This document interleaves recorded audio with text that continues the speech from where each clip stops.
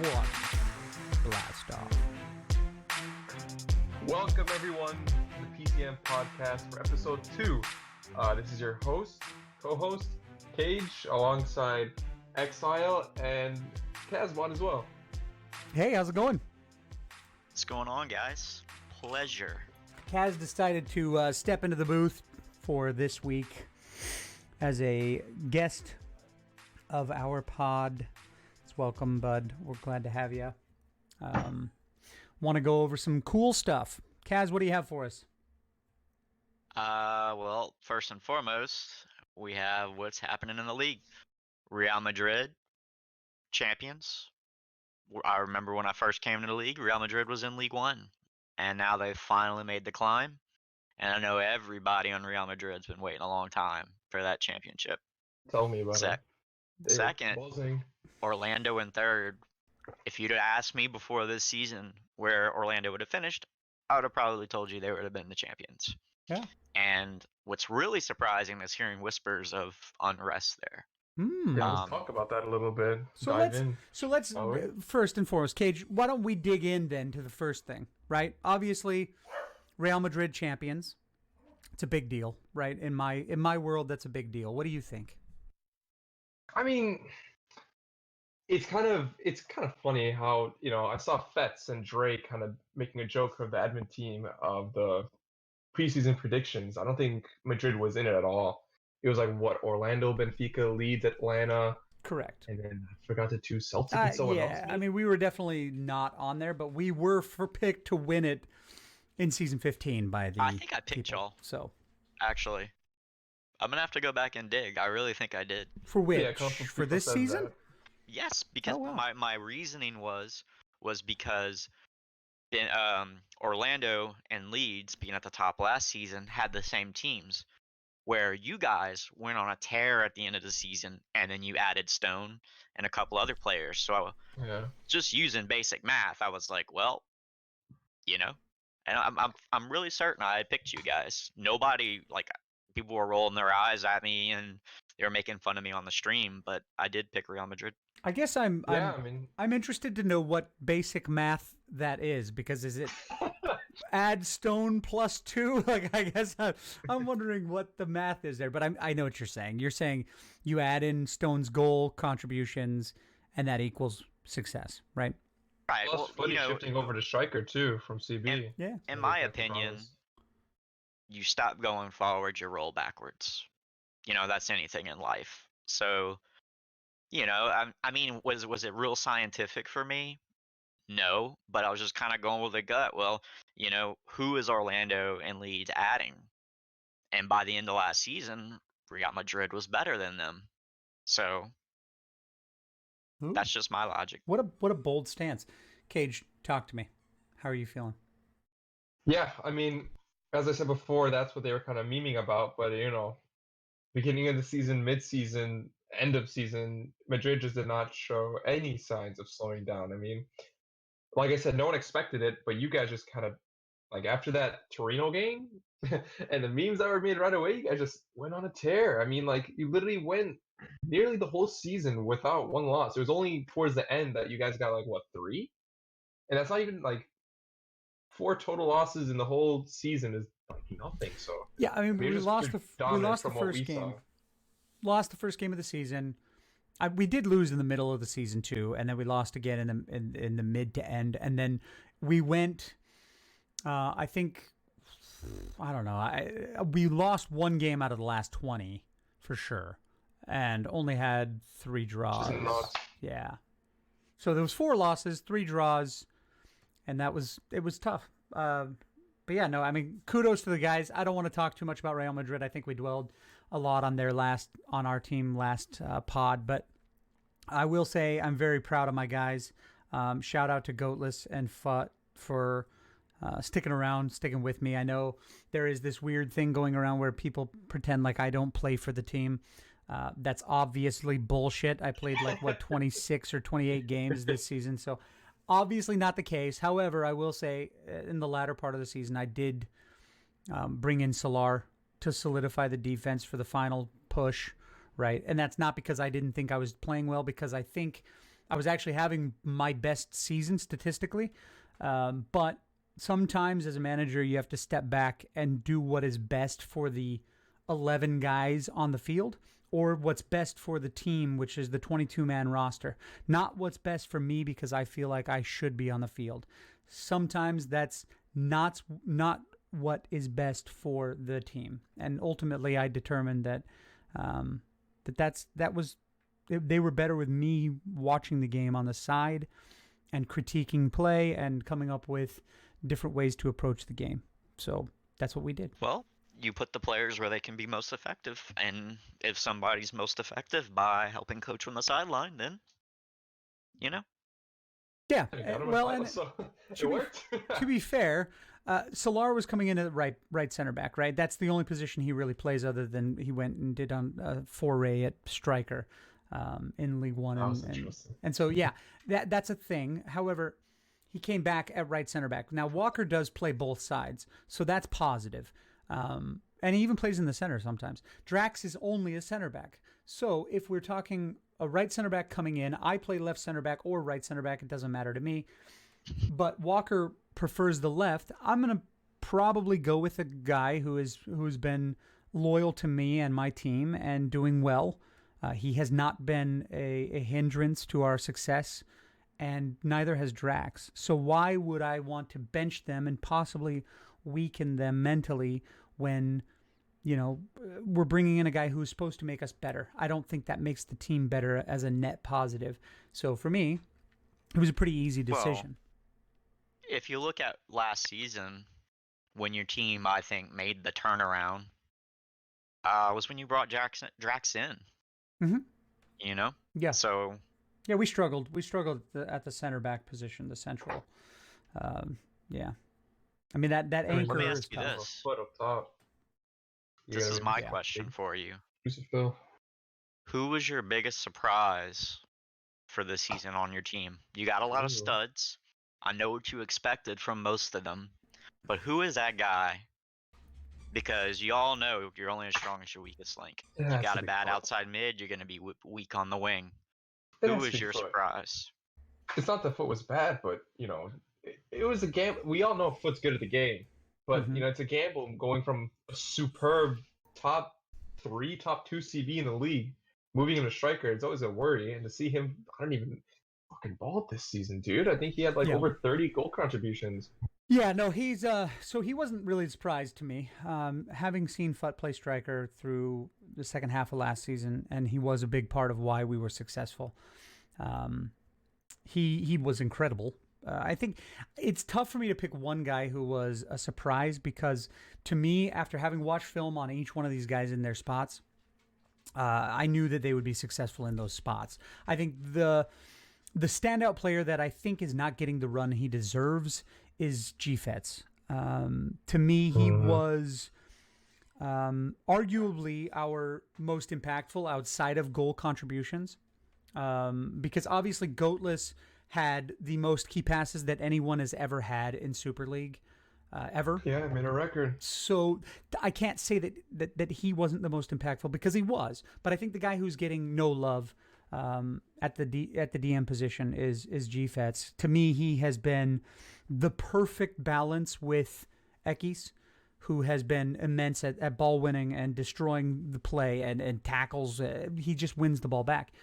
Fets has been that guy who shuttles the ball well, who contributes within the pass, who is able to find the key pass, because I think he has 10 or 12 or something similar. Your link up guy. Yeah, he's our get the ball moving, the guy who the engine of our team, the one that is the, what's the word I'm thinking of, the metronome of our team. He's the one that helps the timing. Gets everything ticking. Yeah. For our listeners out there, what does metronome mean? A metronome is it's a device, a musical device that keeps time. It right? That's what it does. It's a time-keeping device. You set it to the certain time that you want, whether it's 4/4, 3/4, whatever, and then it speeds up and goes. So he facilitates the game pretty much. He is our tempo guy. He's the one who is he's not doing like sexy things. And here I just said I don't want to talk about Real Madrid the whole time, but here we are still talking about it. But the thing is, he's the guy that when we need something to happen, right? Whether it's cycling the pass or recycling play back and forth across to the DM with a flat pass, or he's working it to the flank to Joey or midget as he's called, or finding the direct ball to Stone. He was almost always in position to make that play happen, and he has been an unsung hero for me for the last 2 seasons. And for him to continue to rise at that position, because I'm still getting people asking me about why he's in the team where he is, and to me it's an easy choice. Yeah, fair, man. I mean, it works, with the guys you results pulled speak in. for themselves. Yeah, you got the results. So kudos to you. Kudos to everyone who got their first Super League title. I think everyone in the lineup was their first except Stone.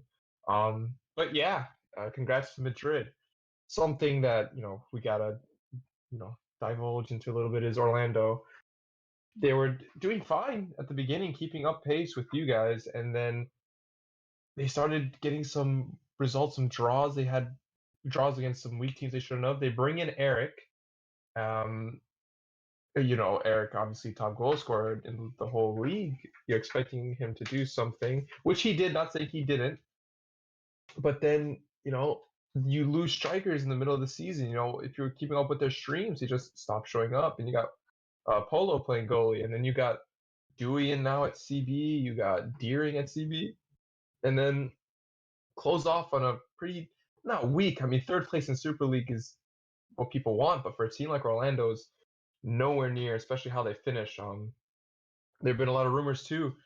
Deering set to go make his own team, so that's a lost part. You got Money, every now and then talking about either he's not going to manage anymore, hinting at managing with Leeds guys. So a lot going on there. Yeah, the thing for me is that they had 11 draws. We talked about this last week, but when you draw 11 games and you are the top 6 leader in draws, you're not going to win the league.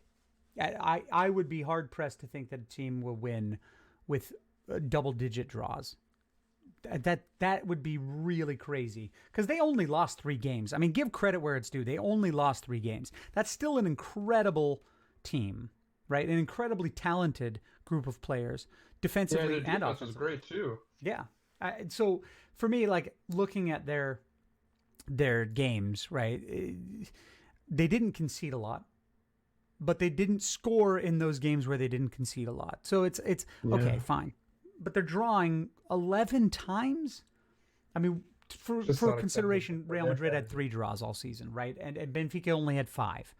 So we can take 3 extra losses. In our case, we had 1 more loss, because we're not losing points and sharing those points. We don't like to share.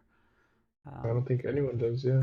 So, and Leeds also had 9 draws. So I think that's another thing, that those 2 teams who have arguably the most talent in the league, and obviously that was helped by the fact that Andressi was suspended for a season, and I'm sure there's some kind of controversy brewing about how he was suspended, and that's the only reason. Okay, fine, whatever. But the bottom line is he did that to himself and to his team, so I don't want to hear it.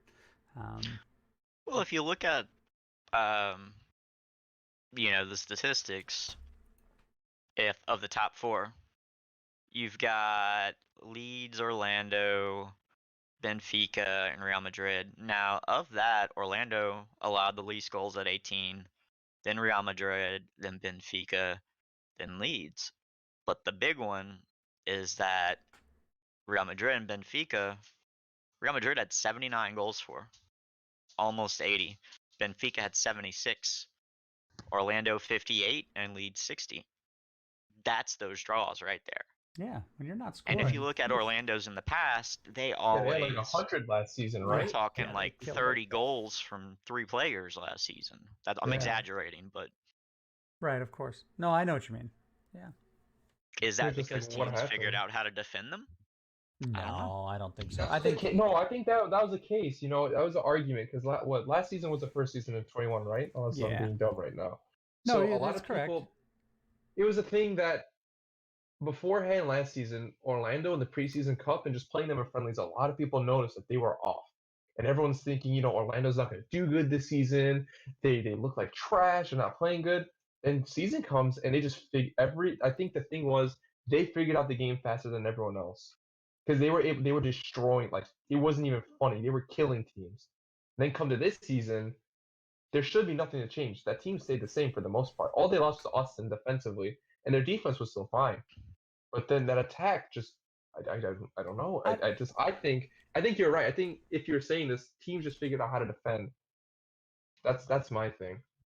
I think it's more complex, but because let's not get it twisted, they still beat us during the season. I mean, I don't want to sit here and act like those guys somehow, forgot how to play FIFA and suddenly had one thumb.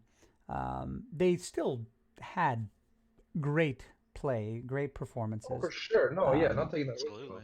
But yeah, they just didn't get it done in certain instances. But credit to them. They're the former champs. It's always tough, repeating anyway because the pressure is off. And I'm looking to curb that next season. But they still got third. Third is the highest I had been previously, and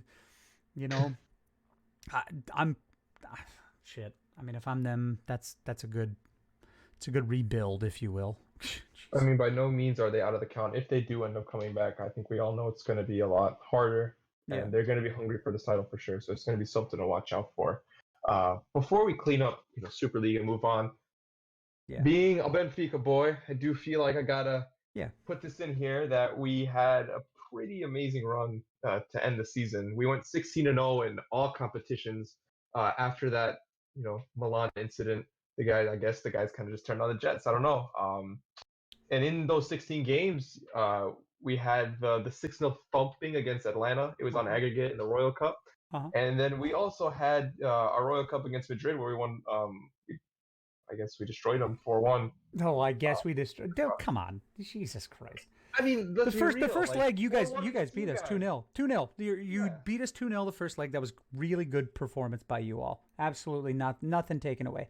The second game, we're coming off of literally winning the title. Like half of our guys were like not even there, and no excuse. You guys beat us 2-1, and we only scored at the very end. It shouldn't even have been a 2-1 win for you, but destroyed is hurtful. I mean, but like you got to think about even if all that stuff, maybe. But you're the newly crowned Super League champs, and to lose 4-1 on aggregate, it's kind of like Oh, trust me, I was going apeshit. If you ever watch my streams, you know how it goes. I was mad because that's not how we perform as a team. But it's also hard to keep that intensity when the thing you've been striving toward all season has just happened. Then for me, it's happened. Like for me, I've been striving toward that for 8 seasons, right? Like this is not, and I've only managed for 5, but you know what I mean? Like for 5 seasons now, I have really tried to do this and didn't. And then finally we get to that point. And then of course we have to play a team where we're already down 2-0 on aggregate, and they were 2-0 on away goals, if I'm not mistaken. So that's always great. So we, I'm not saying we took it lightly. We didn't. We were going out there to beat you, and we did not. But I will say that there was some complacency because we were all celebrating. I mean, I was getting a little bit tipsy. I was drinking this special beer that I've been saving, the insufferable self-righteous stout that I had been saving for literally 8 months for this exact moment. I got it 8 months ago. I didn't know I was going to win this time. I was going to save it until that moment, but it's amazing. Anyway, moving forward. Yeah, I had to get. But Benfica, you know what, Benfica? Credit to you guys, 16-0. That's fucking incredible. No matter what it is, what that spurred it, I don't care. If you want to give me credit for that, fine. You guys were busting me up about it. But in all reality, no matter how you slice that, 16-0 is an amazing run, and you guys should be proud of that because ultimately it led to you at this point being in second place. Yeah, I mean, it sucked because we were all talking about it now. We're just like, we just found our rhythm just a little bit too late. We found it a little bit sooner, and we could have been in contention. But we're definitely taking away the positives for sure. You know, it's just something to look forward on. Yeah. So now we can move on to League One and what happened there. Mm-hmm. Just to inform you guys, for those who don't know, we got the tables before and after. Coming into this game day, we had Swansea and Liverpool. There was only a 3-point difference. It was Swansea first, Liverpool second, and those were the only two. Like those two teams are getting promoted for sure, regardless. It was just a matter of who was winning that title. And looking afterwards, Swansea ended up finishing top on goal differential, but a lot of before we dive into like certain teams, we got to talk about what happened against Sevilla. If I'm not mistaken, correct me if I'm wrong. There were 2 dodgy penalties or 1? No, there were 2 penalties given in that game. Yeah. 2 penalties in that game, and one came, I don't even know when. Vape scored it. I think Sevilla scored as well. And then in the 92nd minute, I gotta be honest, that pen was really cheesy that Sevilla gave up. And Vape was getting a lot of stick because he missed like a bunch coming into this game, and like it was the reason why they sold so much. I saw the memes, yeah. But I watched the stream, and he told them that he wanted it. Kudos to him for having the balls to do that and get them that title. So, like, I don't think you're selling this at the level you should, right? So, think about this moment, right? So, Liverpool is up by 2 points, okay? Or 3 points, excuse me. They're up by 3 points pending the outcome of that game, okay? They are drawing the game 1-1 in the 92nd minute. If they draw that game, by the way, of 92, so 92nd minute of 92, if they draw that game, they lose the title by a point, or by 2 points, excuse me. If they win the title on goal difference, okay? So this one penalty that was given up, and it was a horseshit penalty, let's be real. I'm not even going to sugarcoat it. The guy, kind of bumped into, I don't even know if it was Vape, but they, kind of bumped into one another and bounced off. It was like they turned into rubber and just went boom and just bounced. Like, that's not a penalty. I'm sorry. That's never a penalty, and it's dog shit that's how it went down. But, again, credit where credit's due. The fact that in that scenario, knowing that you have to win in order to get the title. So you're 92nd minute, 3 points away from a title if you win. You've just gotten a penalty in the 92nd minute of 92. There is going to be no more time. And Vape, with his ice in his veins, steps up and fucking buries it. And if you watched his stream, he put it in my chat in slow motion. And this man, they're rousing him, obviously, because he's, done some weird shit on penalties in the past, right? He's chipped them or whatever. He puts it away, top right? Just buries it with ice in his veins. And then if you watch the stream, he closes his eyes and he falls back in his chair like, oh my God, I cannot believe that just happened. Like, that is clutch as clutch gets, They talk about squeaky bum time. Like, that is it. That's it. Dude, I would not have the balls to do that, though. Like, he literally came off missing I don't know how many exactly it was. I heard 7, but I don't believe that. I don't believe that, but I heard 7. The reason why Liverpool closed off this gap, I'm not trying to blame Vape fully. The team obviously must have played bad, but he had a bunch of penalties to get them points that he just didn't convert. So to have the balls in this scenario to still do, because that chippy thing at this point, a lot of keepers know it. Mm-hmm. So it could be saved easily, and the fact that he still does it. No, he didn't chip. He didn't chip this time. He didn't chip. He didn't chip? No, he hit it. He hit it with power. No. He hit it with power. Oh, but that is why I thought that was awesome, because he went against what I've been seeing him do. And on top of that, he buried it. It was not an unconvincing penalty at all. It was a very good penalty. Kudos to him.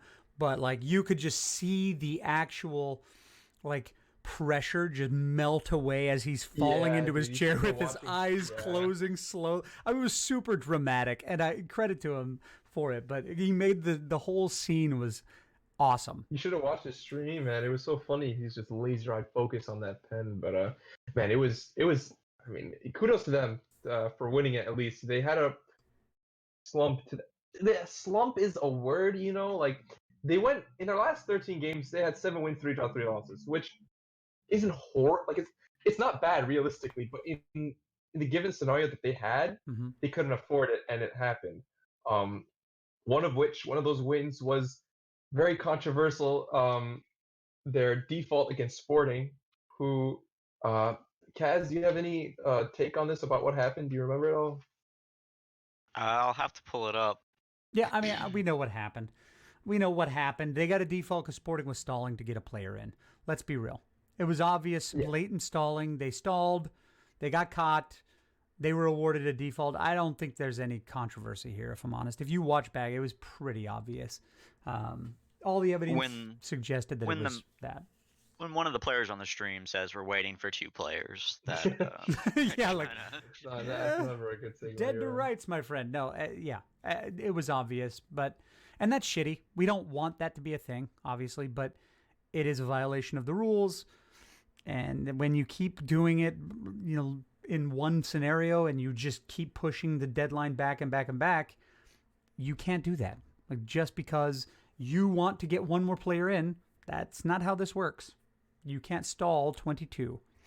Now, in this case, if you're waiting for 2, it's 20. But you know, in a long time though, like it's been a lot. Deceive the other managers. You know, if you're in constant communication with the managers, and you know, you're lying. You guys can still make the deadline by all means, but when you start getting cheeky, just have to throw that out there. But before we move on to League 2, I gotta give credit where credit's due to Liverpool. You know, they balled. They went 15 out of 6. They had a 15 unbeaten streak in League 1 in the league, which some people say it's expected of that team, but to turn just to do that and like make things interesting, put the pressure on Swansea, which they did for sure.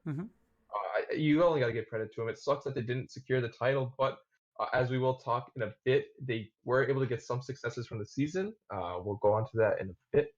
But moving on to League 2, and what happened on that final game day. Here's the tables for the before and after.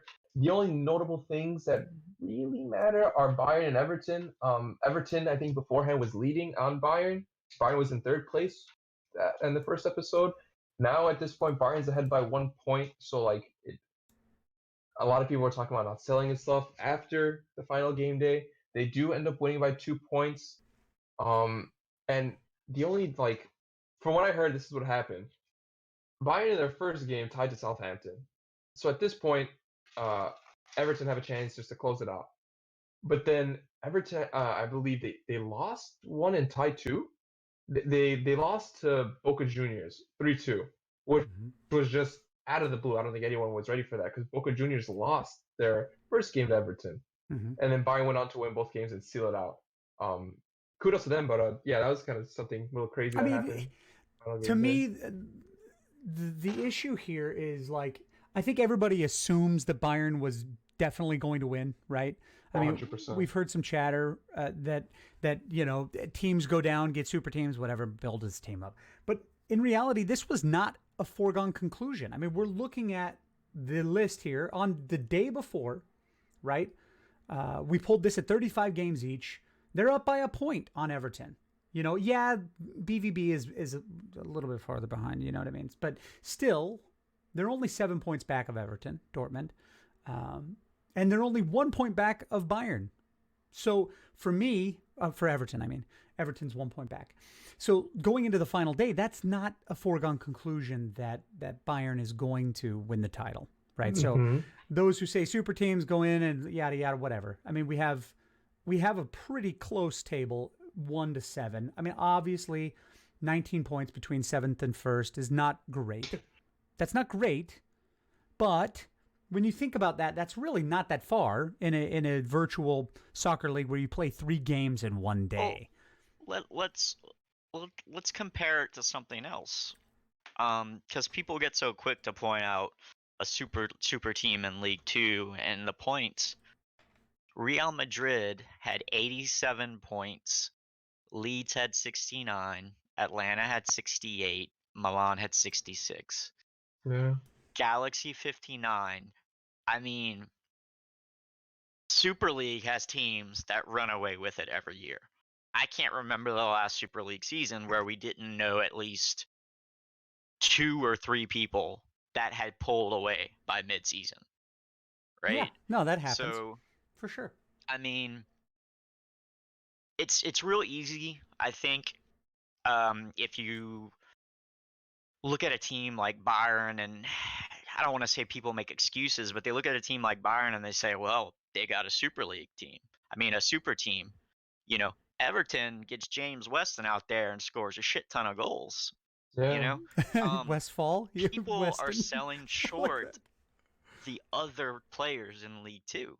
I know. I mean, 100%. that's what it comes down to, is that the competition and the skill sets in all these leagues isn't as far as it used to be. These players are getting spread out. These players are getting on a lot of good teams. Yeah. Now, did Bayern end up winning it? Yes. Did a bunch of people say, yeah, they're probably going to win it? Yes. But they got lucky. Let's just be real, you know? Yeah, Everton could have won. With the way they score goals, Yeah, they should have won. That would Boca have never Junior dropped game, that game any other day, you know? Yeah, they lost by 2 points. I mean, they win one of those games. And it's over, GG's. Yeah, I mean, that's it, right? Because they had the goal difference. So all they had to do was win one of those 2 games that they drew, and that's it. That's which was a little bit of a brick, which could be quite unfortunate. But we just got to, like, well, I guess look they at would overall. They would have had to win. Yeah, whatever. You get the idea. But look at what Cass said earlier. Like, the number 1 had 87, and then following suit, the other teams were like in the high 60s. Mm-hmm. We, for the longest time, League Two's been the joke of the league. You know, you go down there to play with your friends, you don't sweat this and that. Look at this final table. Besides the top 2, that 3rd place to 7th is only a 7-point difference. From that 7th spot to, what is it? That 10th spot, there's only, what, a 3-point difference. That's really fucking close. That's one night's games. Exactly. Yeah. So, you know, to keep clowning on, and I've done it before. Like, I'll be honest, but like after this, now you look at it and you're like, geez, like maybe I don't do that anymore. Like, this is actually, like, it's legitimate now. All these leagues are starting to be, like, have competition, which is really good to see for the league. Yeah, I do think League Two is starting to get better as far as qualitatively speaking. I think you're starting to see it fill out more because, like I said, we expanded, right? I mean, we weren't as big as we were in League Two. We only had 10 teams, was it, Kaz, for a while there, and then we split into 2 teams, and then they weren't even fielding 11. Most of them. And now, you know, just a few seasons later, we see a much more competitive setup. And yeah, I mean, yes, we've had teams go down and come up. We've had admins take a team down in the League Two. But what it's doing is creating a competitive environment for those players who are new to the league to come through and create this new league. Yeah, I mean, it may not be Super League caliber, but it's starting to come along, right? And it's getting much, much better. So kudos to the guys and teams in League Two who are actually getting better and putting forth the effort, because I know there are a lot of managers right now in League Two that are looking to get better and striving to do that, including, you know, credit to Everton, Jason. You know, the stuff he's doing on social media is actually really fucking cool. Like, I know that it seems like people are clowning on him or whatever, but that's the kind of shit that as an owner of this league, I see that, and that makes me excited about what's coming. Because we've talked about, and Kaz, you can actually corroborate this story. We've talked about how the evolution of Discord for us has happened with posts for trial post, right? It went from like, hi, I have this jokey trial post. Then it became a trial post of legitimacy. Then it became, you know, jokey graphics. Like, I'd have this, like, I'm really bad at Photoshop or whatever. And then now we're seeing like full on GIFs. We're seeing full on, you know, like really cool animated stuff that's happening. People are posting cool things. They're putting in trial forms, and people are even doing like customized trial pamphlets or flyers on their thing. So to me, this is the next step, is you're going to start seeing people do these after game videos. And Jason is, in my opinion, he's paving the way for others in the future to do shit like this. And I know Jigsaw's been doing that. I don't want to take anything away from him too. But Jay is down in League 2 and doing this, right? Jigsaw's doing it in Super League. It's easy to do that kind of stuff in Super League when you think about the views you're going to get or the reason you're doing it, because it matters, right? If your season goes well and you win, that video is going to be awesome because you can keep it forever, right? But League 2. Oh, go ahead. No, I want to give credit to Jason for going through every game day. He has that shit posted, and it's on point. And to be honest, like, that is the kind of shit that I love to see and hope to see that more, because the more we see that, the more fan base we're going to get. The more fan base we get, the more revenue generation we get. And really, it's about making it so that people see and notice the talent that we have and watch it. Because that's what's important to me, is that we get people watching the things that you guys are doing. The time you're spending is important. And I want people to watch that and care about your stats. And what I'm seeing too, as being like, I've been more of like the league admin, dealing with managers directly for a couple of years now. And that's managers in all the leagues. I can tell you a big part of this evolution, and just from my own management experience, is I would say almost 75% of the League 2 teams are teams. And what I mean by that is they have a manager with a group of guys around them that are all doing a philosophy. I remember seeing DD Soul when he came in with Toronto, and they implemented a system. In the beginning of League 2, you didn't really see that much. It was more just casual players getting on, and they're all kind of playing drop-in games. Well, it's evolved, and what that does is you get a pride in your team. You see that with Real Madrid, Benfica, and Orlando. Man, they, as lame as it sounds, you wear that badge and you get out there and you play with pride. And I believe that's what's happening with these League 2 teams. All of them are trying to create their own team and get up there, and that's making them raise their play because they're practicing more, they're buying into the coach and the system. And I've always said the reason the best teams are the best teams is not because they have a bunch of elite players. It's because they have a full team of guys that are willing to play the same way. And I stand by that. So I think a lot of that is what we're seeing in League 2. And very quickly lately, we're seeing players rise from League 2 all the way up to Super League, sometimes in one season, or even to League 1. League 1 is right up there with Super League. And I hate to call the leagues like separate like that. They are, Super League is our Premier League, but it's become a good thing to win a League 1 title. It's become a good thing to win a League 2 title. Ultimately, what you want to strive for is those Super League Cups. But, how do you get there?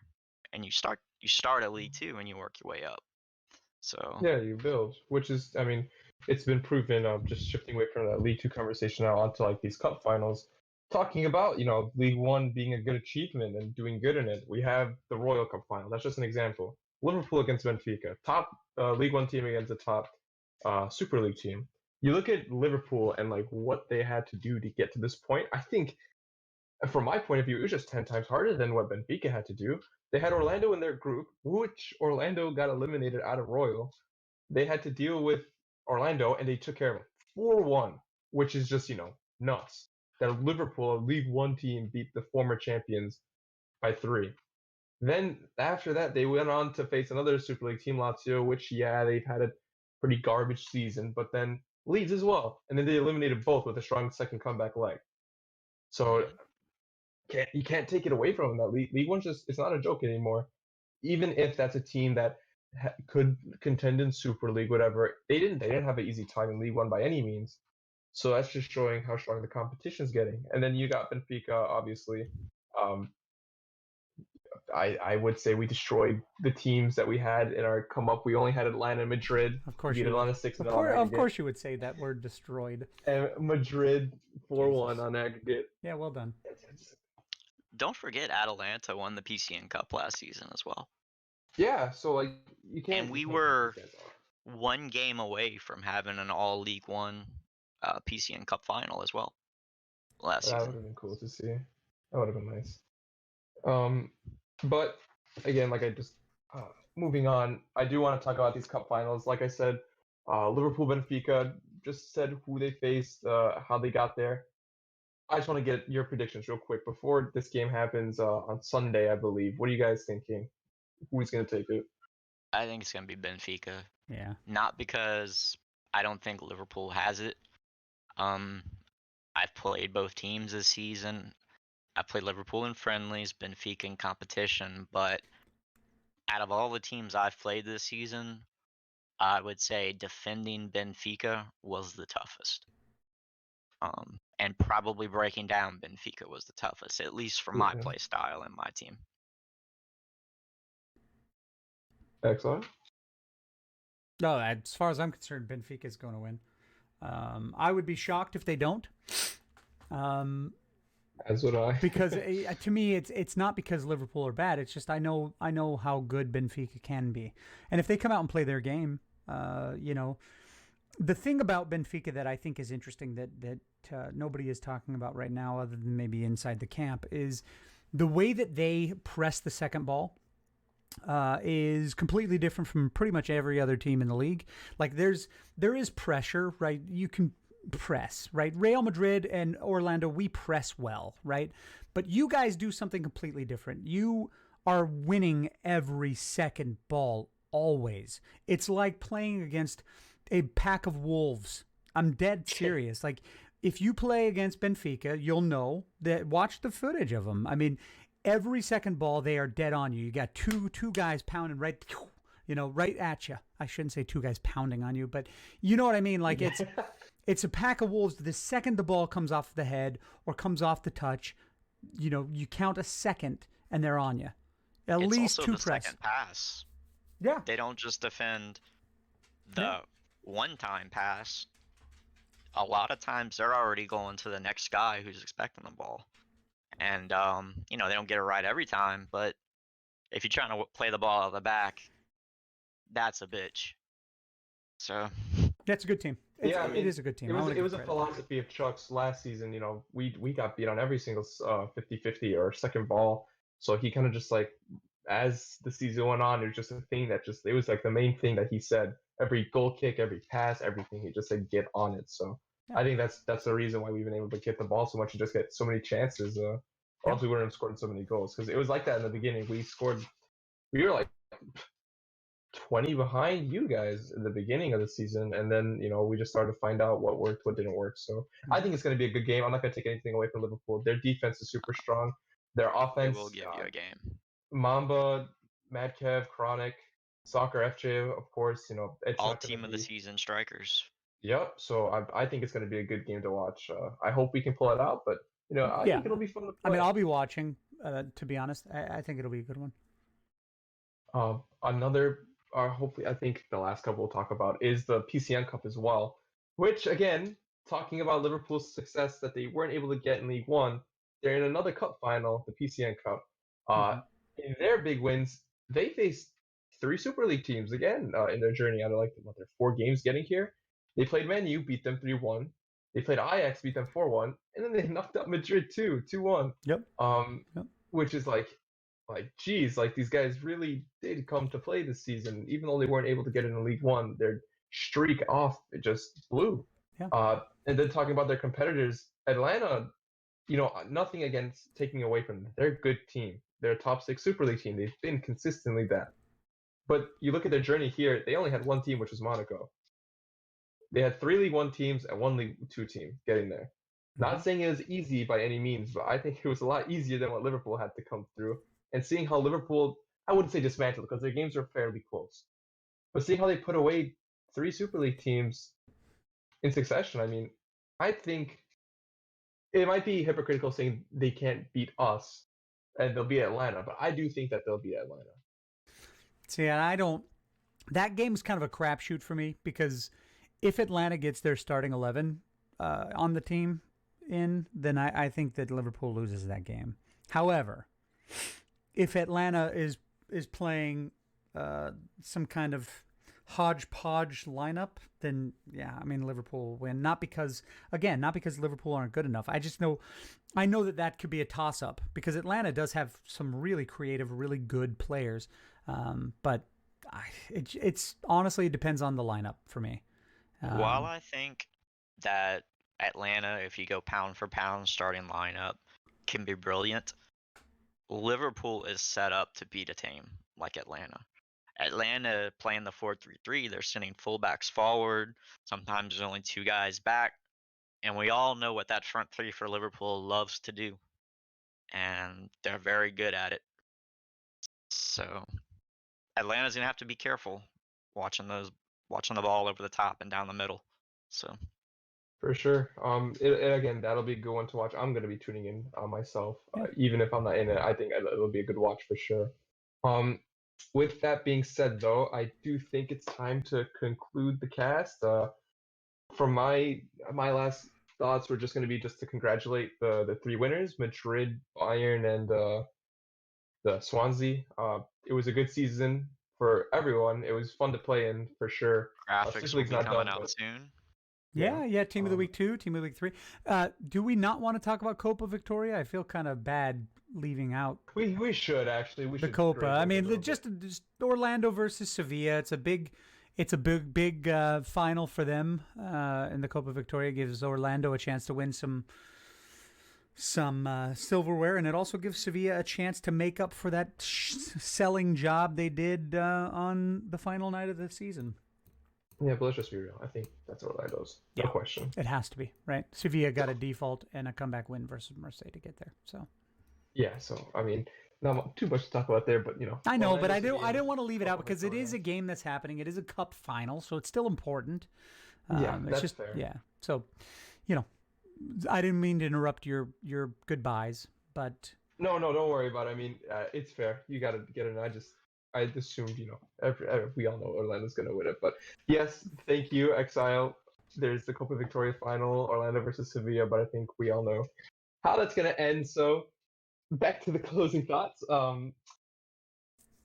Congratulations to the title winners. Be sure to be keeping up for the new graphics that are going to be coming out. Team of the Week, Team of the Year is on the horizon. Eventually, I'm sure it's coming. Yep. And Super Cup's going to come as well. And make sure to pay attention to the PCN News channel. A lot's going to be coming up there. Do you guys got any closing thoughts?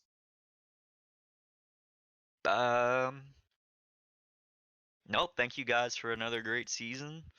We're going to be working hard this off season to make even more improvements to give you guys the content you deserve. Yeah.